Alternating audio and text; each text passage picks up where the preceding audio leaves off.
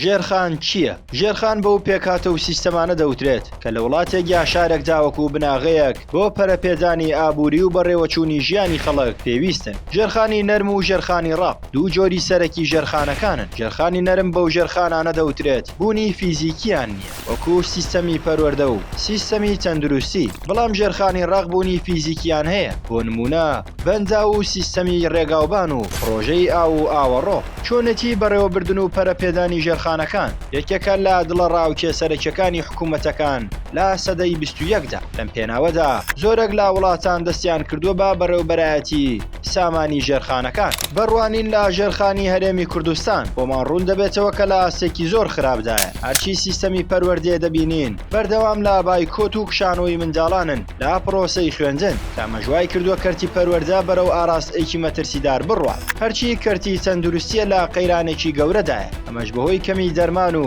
خراپی کوالێتی دەرمان و نەبوونی خزمەتگوزاری لە نەخۆشخانەکاندا. هەروەها حکوومەتی هەرێم سەرەڕایەوەی فرۆشیاری نەوت بووە و داهاتی ناوخۆ و خاڵە گومرگیەکانی زۆر بووە لە ڕابردوودا، بەڵام بەهۆی گەندەڵی و بە هەدەردانی سامانی گشتی و خۆ دەوڵەمەندکردنی سەرانی حکوومەت لە ڕووی ژێرخانی ڕەقیشەوە بارودۆخی خراپە. بە جۆرێک زۆرینەی بەنجاوەکان لە مەترسیدان و دروستبوونیشیان بۆ سەردەمی ڕژێمی باعث دەگەڕێتەوە. هەرچی بواری ئاوەڕۆکانە لە زۆرینەی شارەکاندا بەهۆی نەبوونی خراپی سیستەمی ئاوەڕۆکانەوە دروستبوونی لافا و کۆبوونەوەی ئاو بووە بە خەم و مەترسیەکی گەورە لەسەر هاوڵاتیان. سەبارەت بە ڕێگاکانی هاتوچۆ ڕۆژانە بەهۆی خراپی ڕێگاوبانەوە چەندین کارەسات و ڕووداوی نەخوازرا و دەبن بە هەواڵی ڕۆژانەی ڕاگەیاندنەکان.